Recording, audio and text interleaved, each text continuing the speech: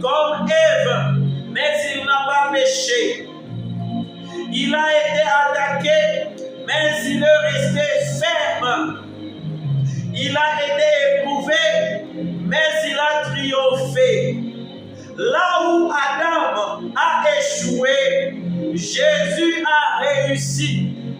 Jésus n'est pas venu seulement pour nous sauver, il est venu pour restaurer l'image de Dieu dans l'homme. Troisième point, intéressant et édifiant. Comment Dieu restaure son image dans l'homme par son Fils Jésus-Christ? Alors la question est, comment cette restauration se fait-elle? Primo, la réponse est la suivante. La restauration s'est faite par Jésus-Christ. Jésus est l'image parfaite de Dieu. Quand tu regardes Jésus, tu vois ce que l'homme devait être à l'absence de la désobéissance et du péché. Secondo, par la nouvelle naissance, la Bible dit, si quelqu'un est en Christ, il est une nouvelle créature. Cela veut dire ton passé d'avortement, ton passé de voleur, ton passé de sorcier, ton passé de mendiant, ton passé de convoiteur ne te définit plus. Ces péchés-là ne te définit plus.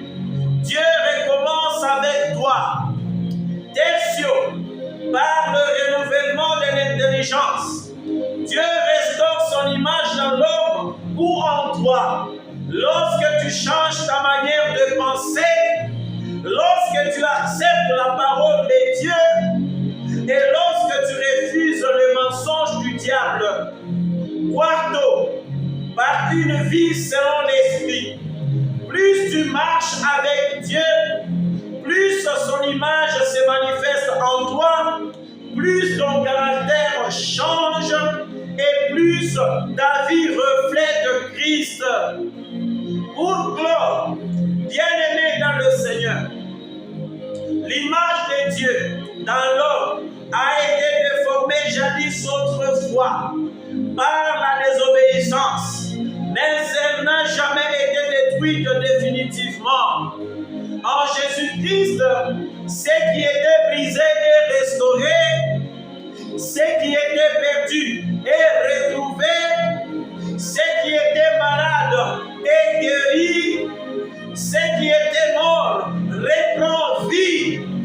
Mon frère, ma soeur, tu n'es pas condamné à rester dans une image brisée.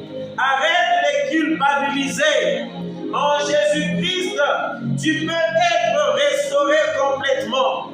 Après avoir auditionné cet enseignement, depuis le début jusqu'à la fin, si tu reconnais que ta vie est loin de Dieu, l'image de Dieu en toi est affaiblie, tu veux une transformation réelle, alors fais ce choix.